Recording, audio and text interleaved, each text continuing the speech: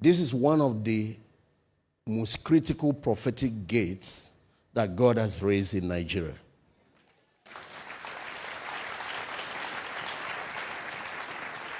All the warfare you saw that was focused on this city was for that reason.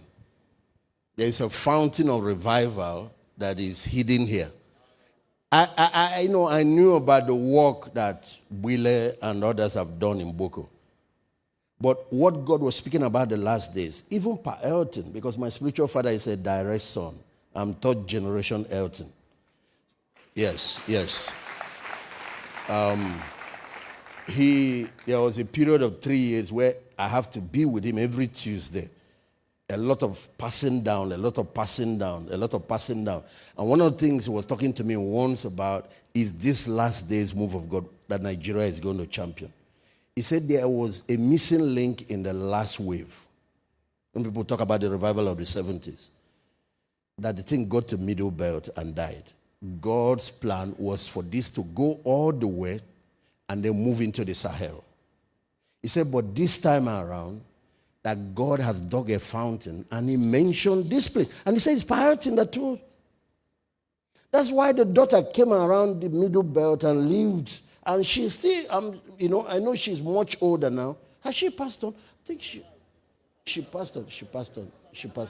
She's alive. Okay. She focused the remaining part of her life in the middle belt. This city. There are things that cannot be said in the public. But what was troubling Nigeria when he first came, it was from here it was.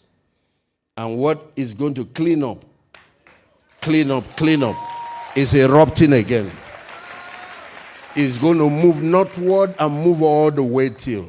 It will move towards Africa. It will move towards southwest. It will move. The fountain of God, the river of life, flows in 4 directions. God told me personally, if a reviver does not move northward, it's deficient.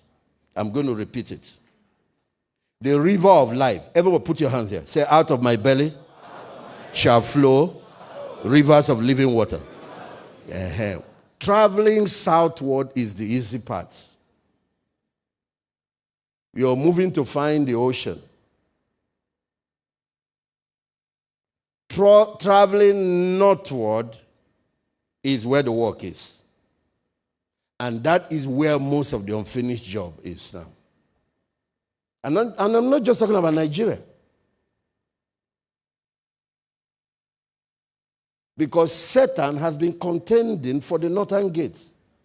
Even when he rebelled, where did he say he would sit? On the side of the north. Because that's where the seat of power is. Let's leave that for another day. The eastern gate has a unique role of being the one that sometimes causes an awakening. That's if you study the tabernacle and how the glory of God functions with it. But, so as God does what he's going to do, he's going to use many of you around the world, many of you across the continent of Africa, many of you in different parts of, but don't become a Lagos boy. Don't become a Port Harcourt boy.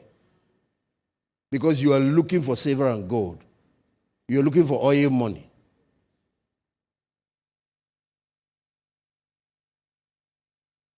And